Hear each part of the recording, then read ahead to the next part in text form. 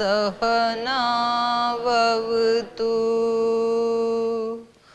सहनौ भुनक्तु सह वीर्यं करवावहै तेजस्विनावधीतमस्तु मा विद्विषावहै ॐ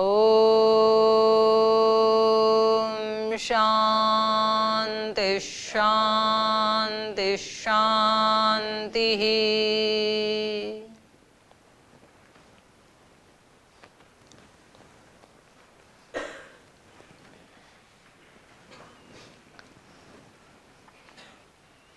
तो कल 3 प्रकार के ज्ञान के पश्चात 3 प्रकार के कर्म के बारे में अध्ययन कर रहे थे। सात्विक, राजसिक, तामसिक हमारे कर्म 3 श्रेणी के होते हैं। तो सात्विक कर्म कौन सा होता है?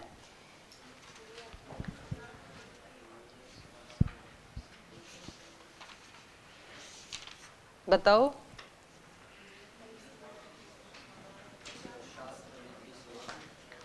श्लोक बोलो, श्लोक बोलो।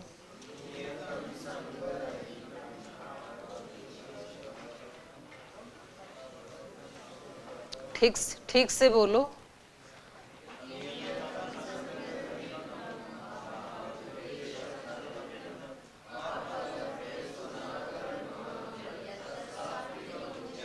तो ये है सात्विक। नियतम संगरहितम अराग द्वेषतः कृतम अफल प्रेप्सुना कर्म यत् तत् सात्विकम उच्यते। उसको सात्विक कहा है। नियत हो और संग रहित, आसक्ति से रहित।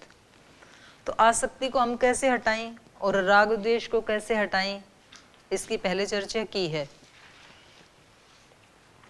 राग द्वेष और संग को हटाने का क्या उपाय बताया था? पहले क्या उपाय बताया था? जस्ट इसके पहले ऐसे तो बहुत सारे उपाय बताए हैं। 17वें अध्याय में क्या बताया था? कब हम अनासक्त हो सकते हैं।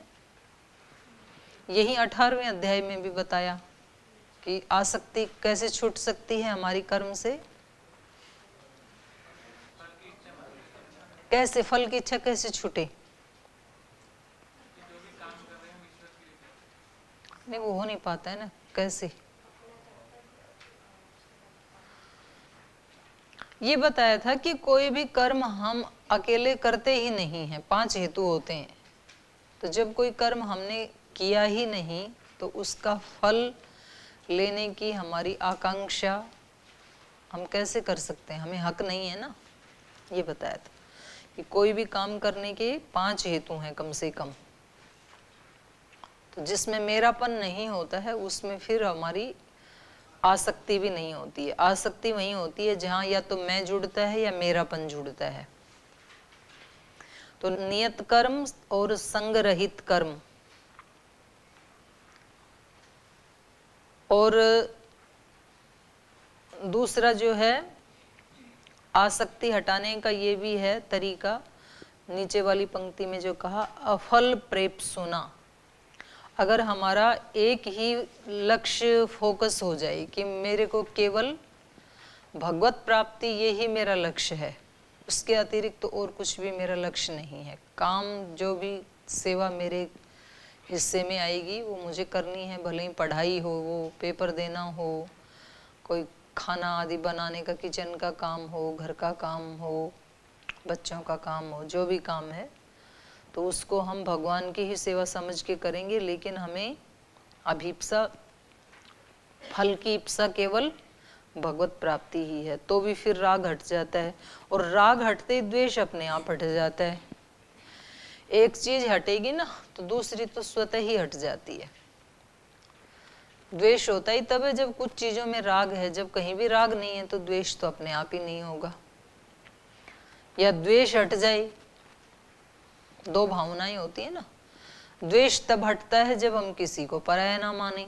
तो वो भी बताया गीता में कि जो सब जगह मुझे ही देखता है, तो सब जगह मुझे ही देखता है, इसका मतलब अपने अंदर जब भगवान को देखते हैं और सब में भी जब भगवान को देखते हैं तो फिर घृणा करने योग्य कोई बचता नहीं है, अप्रीति का पात्र कोई बचता नहीं है। तो द्वेष किससे करें फिर? तो द्वेष को हटाया तो फिर राग भी हट जाएगा। तो दोनों में से एक को भी हटाएं तो भी दोनों हट जाते हैं। तो ये सात्विक कर्म है, नियत कर्म करना, संग रहित होकर के करना, राग द्वेष से मुक्त होकर के करना, और जो काम फल की इच्छा से रहित ऐसे व्यक्ति के द्वारा किया जाता है, क्योंकि कर्म तो अपने आप में किसी फल में आसक्त होता नहीं है, फल में आसक्त तो कर्म करने वाला व्यक्ति होता है। इसलिए यहाँ पर व्यक्ति के बारे में कहा, अफल प्रेप्सुना, तृतीय है, अफल प्रेप्सु के द्वारा, अर्थात फल की इच्छा न रखने वाले के द्वारा जो कर्म किया जाता है। इच्छा आदि तो किसी चेतन में होती है ना, कर्म तो जड़ है, उसमें तो क्या होंगी। तो ऐसा जो कर्म है तत्सात्विकम उच्यते, उसको सात्विक कहा गया है। और ऐसे व्यक्ति के द्वारा ही, सात्विक व्यक्ति के द्वारा ही सात्विक कर्म हो सकता है। और सात्विक व्यक्ति कौन है? सात्विक व्यक्ति कौन है? सात्विक व्यक्ति वो है जिसकी सात्विक श्रद्धा है, सात्विक तप है, सात्विक आहार है, सात्विक दिनचर्या है, सात्विक कर्म है। तो उसकी प्रकृति ही फिर क्या बन गई? सात्विक। अब उसके माध्यम से जो कुछ भी होगा वो कैसा होगा? सात्विक कर्म ही होगा। वो तप करेगा तो भी सात्विक होगा, यज्ञ करेगा तो भी सात्विक होगा, दान करेगा तो भी सात्विक दान होगा। तो ये आप जो कर रहे हैं ये क्या है? तप है, दान है, यज्ञ है, जो आप अनुष्ठान कर रहे हैं, इसको क्या संज्ञा देंगे आप? इसको आप क्या कहेंगे? क्यों तप क्यों नहीं कहोगे? तप भी हो सकता है, यज्ञ भी हो सकता है, दान भी हो सकता है, तीनों संज्ञाएं हो सकती है ना इसकी। जो आप कर रहे हैं ये आपका तप भी है, यही आपका दान भी है। आप अपने राष्ट्र को, एक ब्रह्मचारी अपने राष्ट्र को, अपने गुरु को क्या दे सकता है? विद्या अर्जन करके, और जो सुखों का त्याग कर रहा है, माने तथा कथित लौकिक सुखों का जो त्याग कर रहा है, इसको त्याग भी कह सकते हैं, इसको दान भी कह सकते हैं। तो ये सब श्रेणी में आ जाएगा ये। तो ये सात्विक किस श्रेणी में कब आएंगे? ये सात्विक कब होंगे? यही पढ़ाई हमारे लिए, यही दिनचर्या, यही कक्षा में आना, ये हमारे लिए सात्विक भी हो सकता है, राजसिक भी हो सकता है, तामसिक भी हो सकता है। तो इसको सात्विक बनाने के लिए फिर व्यक्ति को सजग रहना पड़ेगा, उसको जागरूक रहना पड़ेगा। उसको पुराने संस्कार हैं वो बाधा डालते हैं, चीजें हमें ठीक से सुनने भी नहीं देते हैं। जो हमारे बाधक संस्कार है ना, राजसिक या तामसिक, वो कहते हैं कि ठीक है ये तो ऐसे कहने की बात है, वो सुनने भी नहीं देता है हमें ठीक से। और फिर सुन लेते हैं तो फिर उसको करने में बाधा डालते हैं। सुन तो लेते हैं कभी कभी, फिर वैसा करने में बाधा डालते हैं, फिर वो करने नहीं देते हैं। तो इस व्यक्ति को क्या करना है सात्विक बनाने के लिए? पहले तो सुनना है उसको, और कोई बात जब गहराई से चली जाती है ना सबकॉन्शियस माइंड में, तो फिर निश्चित रूप से वो जीवन में आएगी। देखो दो स्थिति होती हैं। एक स्थिति तो वो होती है कि जब हम सुनते ही नहीं है, हमारा माइंड सुनने ही नहीं देता है हमें कि हमें कहीं ठीक करना चाहिए, हम अपनी त्रुटि के भी हेतु देते रहते हैं। तो फिर तो ये तो ज़्यादा नीचे वाली स्थिति हो गई, फिर उसमें परिवर्तन आने के दरवाजे बंद हो जाते हैं। और एक स्थिति ये है कि मैं ठीक कर रहा हूं लेकिन थोड़ा टाइम लगेगा, ये दूसरी स्थिति है, इसमें ठीक हो जाएगा। तो पहले वाली में तो कभी रहना ही नहीं है। हम क्या करते हैं, जैसे ही हमारे किसी व्यक्ति से विचार नहीं मिले, किसी व्यक्ति से प्रकृति नहीं मिली, तुरंत हम कट ऑफ होने की बात सोचते हैं। हम उस व्यक्ति से बात ही नहीं करेंगे, हम उस व्यक्ति से मिलेंगे ही नहीं, और हम वैसा कर भी लेते हैं। लेकिन ये सॉल्यूशन तो नहीं है, इससे आपकी प्रकृति तो चेंज नहीं होने वाली है ना। क्योंकि जिस प्रकृति के कारण उस व्यक्ति के साथ तकरार बनी हुई है, ये तकरार आज ये कोई पहला व्यक्ति नहीं है जीवन में। आप किसी एक व्यक्ति को अपने सामने लाओ जिसके साथ आपकी नहीं बनती है, या जिसको आप पसंद नहीं करते हैं, या जो आपको पसंद नहीं करता है। कोई एक व्यक्ति तो ऐसे होता ही है जीवन में। अब आप जरा सोचो कि इस व्यक्ति से पहले क्या कोई व्यक्ति था ऐसा जिसके साथ मेरी नहीं बनती थी और जिससे मैं परेशान था? कहीं स्कूल में, कॉलेज में, घर में, रिश्तेदारी में, अड़ोस पड़ोस में, तो आपको पता लगेगा कि इससे पहले वो व्यक्ति था जो मेरे को डिसलाइक करता था या मैं उसको डिसलाइक करता था। और ये बात है कॉलेज लाइफ की। फिर उससे पीछे जाओ, स्कूल लाइफ में भी कोई ऐसा था क्या? तो आपको पता लगेगा हाँ वहाँ भी एक था। फिर उसके पीछे जाओ, जब आप छोटे बच्चे थे प्राइमरी स्कूल में या मिडिल स्कूल में, तब भी कोई था क्या? तो पता लगेगा हाँ वहाँ भी एक तो था। फिर क्या घर में या रिश्तेदारी में भी कोई था क्या? वहाँ भी कोई एक मिलेगा आपको। ऐसे ही आप प्रीति करने वालों को देखो, आज आपके जीवन में कोई एक व्यक्ति मिलेगा जिसको आप बहुत महत्व देते हैं, विश्वास करते हैं, उससे प्रीति करते हैं। फिर आप उसके पीछे जाओ कि इनसे पहले भी कोई था क्या? तो आपको पता चलेगा कि हाँ वहाँ तो हमारी माता जी थी, हमारी दीदी थी, या कोई भी व्यक्ति था। फिर उसके पीछे जाओ, उसके पीछे जाओ, आप देखेंगे कि जब से इस जीवन की बात कर रही हूँ, पीछे वाले जीवन का तो याद नहीं है, कोई ना कोई व्यक्ति आपको ऐसा मिलता ही रहा है जिसके प्रति या तो बहुत प्रीति थी या तो जिसके प्रति द्वेष था, नहीं बनती थी। आज भी है। तो ये चेहरे तो बदलते रहेंगे। आज आप इस व्यक्ति से हट भी जाओगे ना, इससे पहले जो था, स्कूल में था, कॉलेज में था, घर में था, वो आपकी बात को समझते नहीं थे, तो आपने सोचा कि ये हमारी उसको भावना को, हमारी आध्यात्मिकता को समझते ही नहीं है, तो ऐसा करता हूँ कि मैं इनसे दूर चला जाता हूँ, कहीं ऐसे लोगों के पास चला जाता हूँ जो मेरी सारी बात को समझ सकें, जहाँ आध्यात्मिकता का ही वायुमंडल हो। तो आप वहाँ से भाग आए, और जिस दिन भाग के आए थे आपने सोचा था कि 100% सॉल्यूशन हो गया, ना बिल्ली दिखेगी ना कुत्ता भौंकेगा, अब उनसे दूर आ गए हम। तो ऐसे सोचा था आपने, और आपके कुछ दिन ऐसे बीते यहाँ पर जब तक आपका दूसरों से परिचय नहीं हुआ था, तो ना किसी से राग था ना किसी से द्वेष था। तो ऐसे आपके महीना, 20 दिन, 2 महीने बीते, जितने दिन आप किसी से इन्वॉल्व नहीं हुए। लेकिन जैसे ही यहाँ परिचय में प्रगाढ़ता आई, फिर यहाँ भी बन गया कोई ना कोई प्रीति वाला बन गया, कोई अप्रीति वाला बन गया। अब लगता है कि इनसे नहीं बोलना, इनके साथ नहीं रहना, अब कोई और सॉल्यूशन ढूंढते हैं आप।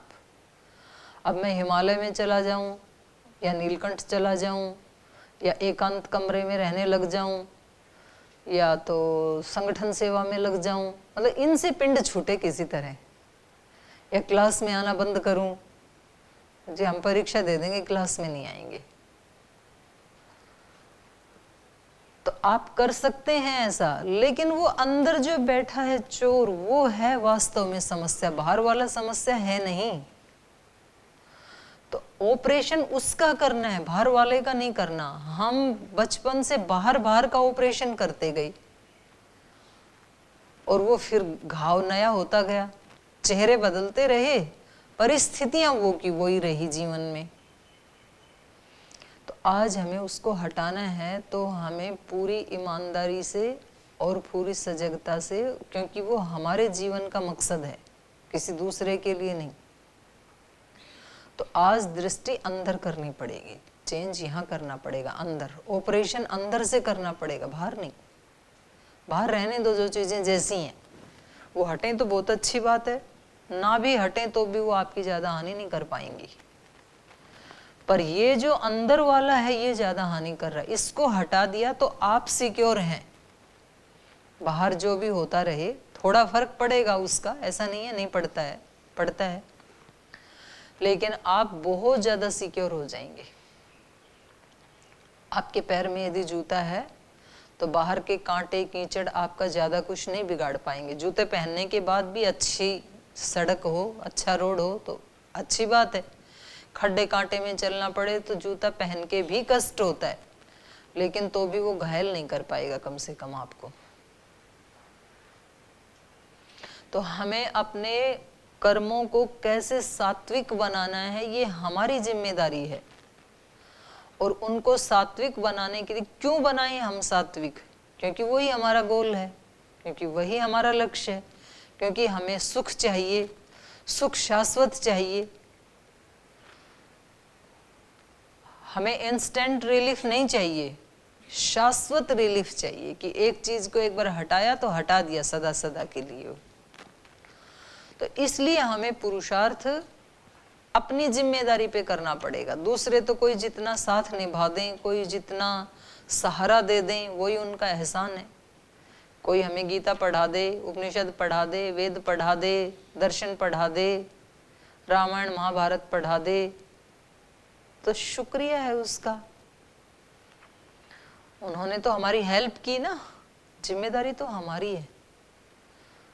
तो ये ऋषि तो, ये जो सन्यासी योगी हैं, ये तो हमारी सहायता कर रहे हैं। भगवान कृष्ण हमारी सहायता कर रहे हैं, पतंजलि, पाणिनि, गौतम, कपिल, कणाद, सारे ऋषि हमारी सहायता कर रहे हैं इसमें। लेकिन वो केवल सहायता ही कर सकते हैं, हमारे लिए चेंज नहीं कर सकते। चेंज हमें खुद ही करना पड़ेगा। तो उनका तो एहसान है, इस वायुमंडल का एहसान है, जो इतने सारे लोग मिले मुझे एक ही जैसी प्रकृति वाले।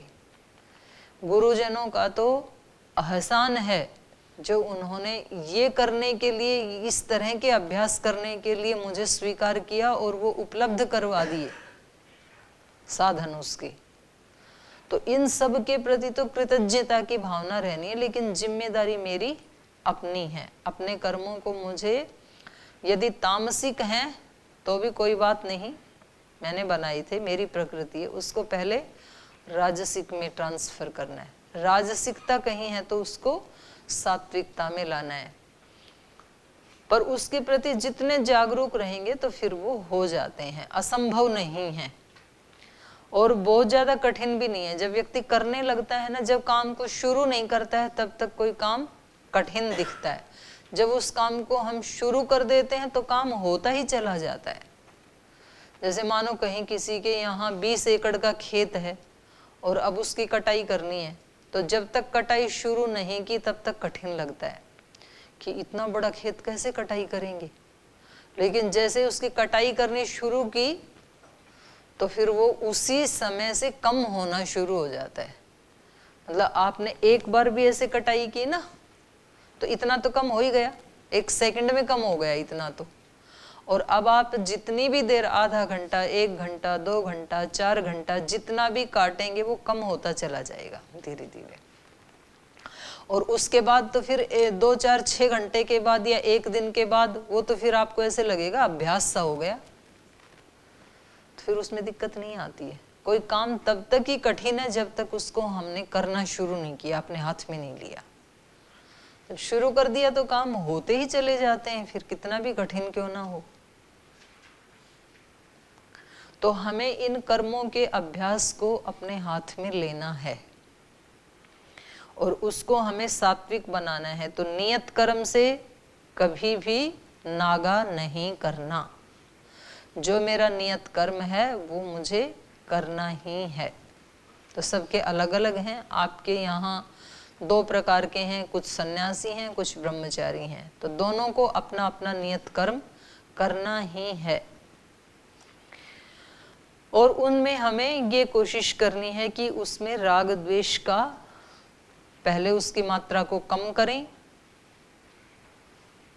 और उसके बाद उसको बिल्कुल समाप्त तो खुद ही हो जाएगी, पता ही नहीं चलेगा कब समाप्त हो गई, क्योंकि बनते समय भी पता नहीं चला था कब बन गए ये राग द्वेष। थोड़ा थोड़ा प्रमाद करते करते बन गए और थोड़ी थोड़ी सजगता रहते रहते ही ये हट भी जाते हैं। फिर तो आप इतना सा भी प्रयास करते हैं ना, 10-20 दिन भी, तो भी आपको अंतर मालूम पड़ता है, क्योंकि फिर चीजें पकड़ में आने लग जाती हैं और उस समय फिर आपको लगता है कि नहीं, ये सोचना मेरे लिए ठीक नहीं है। बाहर की चीजों को तो मैं ठीक नहीं कर पा रहा, पर कम से कम अपने अंदर की सारी ठीक कर लूं, ये मेरे ही हाथ में है। तो ऐसा मुझे नहीं सोचना है, ऐसा भाव मुझे नहीं रखना है, इसको हटाना ही है मुझे। और आप उस समय तो हटा दोगे जब आपने ऐसे सोचा, फिर थोड़ी देर के बाद फिर आ जाएगा वही भाव, क्योंकि संस्कार बने हुए हैं ना। फिर हटाओ, फिर आ जाएगा थोड़ी देर में वही भाव, फिर हटाओ। आएंगे वो, बार बार आएंगे, बार बार ही हटाना पड़ेगा। और ऐसे बार बार आपने यदि 10, 20, 50 बार हटाया तो फिर वो ही संस्कार बन जाएगा। फिर वो बनेगा, मतलब वो दूसरे वाले संस्कार आएंगे ही नहीं, फिर यही वाला संस्कार बन जाएगा, सजग रहने वाला, पवित्र रहने वाला, पवित्र भाव में रहने वाला, अपने अंतःकरण को डिस्टर्ब न करने वाला, यही बन जाएगा फिर। और जो कर्म किए जाते हैं, यत्तु कामेप्सुना कर्म, कामेप्सु मतलब कामना रखने वाला, फल की इच्छा रखने वाला, कामनाओं की अभिलाषा रखने वाला जो व्यक्ति है, उसके द्वारा जो काम किया जाएगा। और सह अहंकारेण, साहंकारेण मतलब अहंकार सहित जो कर्म किया जाएगा।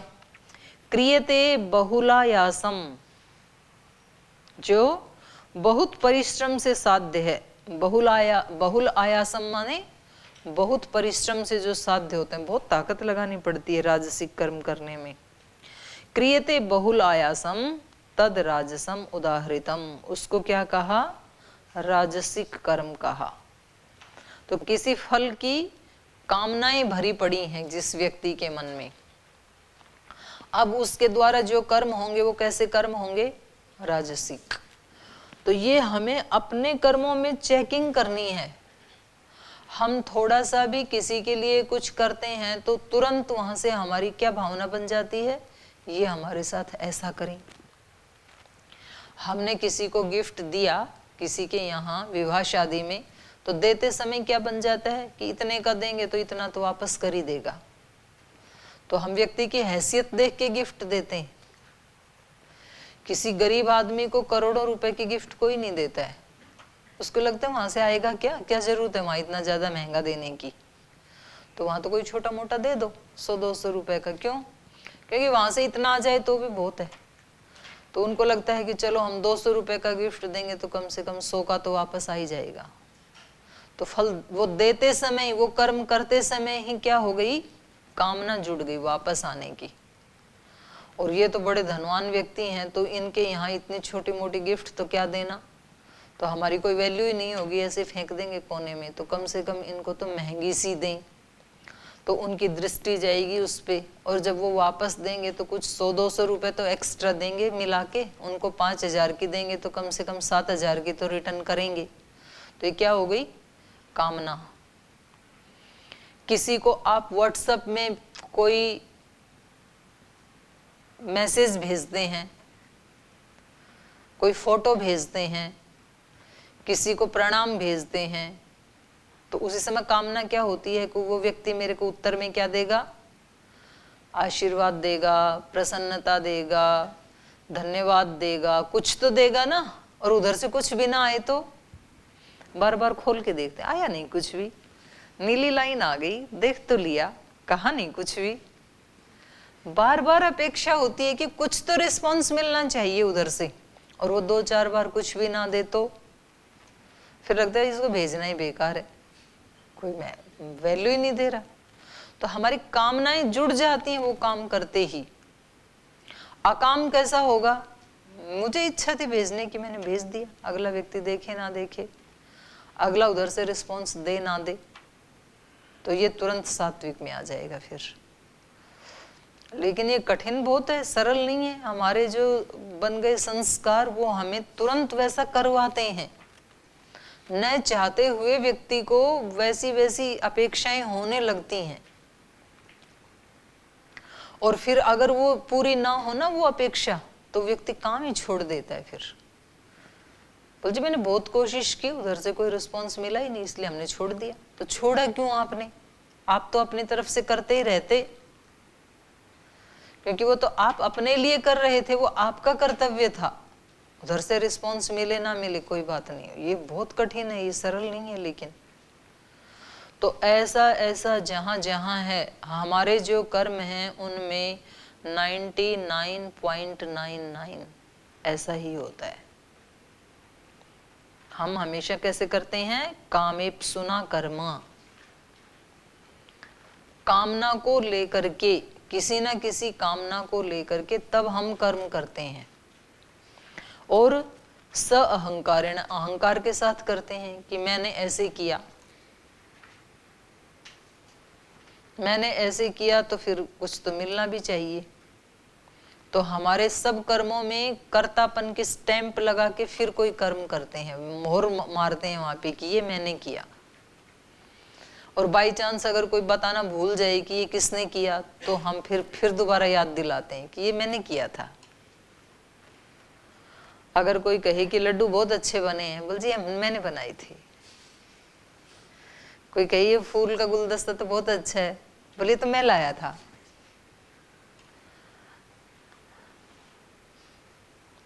स्वामी जी ने एक बार कही तो बड़ी सुंदर सी राखी है, तो तुरंत एक बहन ने बोली मैं लाई थी, ये मेरी वाली है। तुरंत आदमी मैं की मोहर लगाता है, क्योंकि ये हमारे वो बन गए संस्कार। तो क्या करें, तो वो हमारे स्वभाव में आ गया बार बार। और जो अच्छा होता है उसमें तो तुरंत ही हम स्वीकार करते हैं, बुरा हो तो थोड़ा खिसकते हैं एक कदम पीछे कि यहाँ ना पता लगे तो ये ठीक है कि मैंने किया था। कोई बर्तन आदि तोड़ दें और फिर पूछे कि किसने तोड़ा, तो तोड़ने वाला एक कदम पीछे हटता है, बोल कम से कम मौन ही रहे, तो झूठ तो नहीं होगा भाई, मैंने ये तो नहीं कहा ना कि मैंने नहीं तोड़ा था, पर ये भी क्यों कहूँ कि मैंने तोड़ा था। तो हम मौन धारण कर लेते हैं। और कोई कहिए इतना अच्छा काम है, इतनी सुंदर रंगोली बनाई, किसने बनाई, तो दीदी तो मैंने बनाई थी, तुरंत आगे हाथ उठाते हैं हम। तो ये हमारे संस्कार बन गए। तो हम अहंकार सहित जो कर्म करते हैं और फल की कामना रख करके जो कर्म करते हैं, और उसमें फिर इन्होंने कहा वो कर्म कैसे हैं, बहुल आयासम क्रियते, बड़ी टेंशन बनी रहती है। और कर दिया, और ने एक कहावत बचपन में सुनी थी हमने, नेकी कर दरिया में डाल, कुएं में डाल दरिया में डाल, एक ही बात है कहीं भी डाल दो, डाल दो वो कह रहे जी दरिया नहीं कुआं है तो नेकी की और डाल दिया, आपको टेंशन ही नहीं है ना, जब कुएं में डाल दिया तो क्या टेंशन है। नेकी कर दरिया में डाल, तो हमने अपनी तरफ से अच्छा किया और उसको छोड़ दिया, तो अब तो कोई टेंशन नहीं है। इसमें बड़ी टेंशन रहती है जिसमें कामना है ना। छोटा सा भी काम करें तो जब तक जिस कामना से किया था वो जब तक पूरी ना हो जाए तब तक व्यक्ति टेंस रहता है। मतलब जूते भी किसी दिन नए पहने ना, खुद ही पहने उसमें रनिंग अच्छी होती है, अच्छी क्वालिटी के थे वो, तो भी वो पहन के कामना क्या होती है, देखिए और ये भी बताइए आपके जूते बहुत अच्छे हैं। ये भी जूते पहन के गए, बाहर निकले, 2-4 ब्रह्मचारियों से मिले, किसी ने देखा ही नहीं पैरों की तरफ। फिर कोशिश की कि ये देखे तो सही मैंने नए पहने हैं, कितने कंफर्ट हैं, इतनी अच्छी रनिंग होती है, फिर भी नहीं देखा उसने।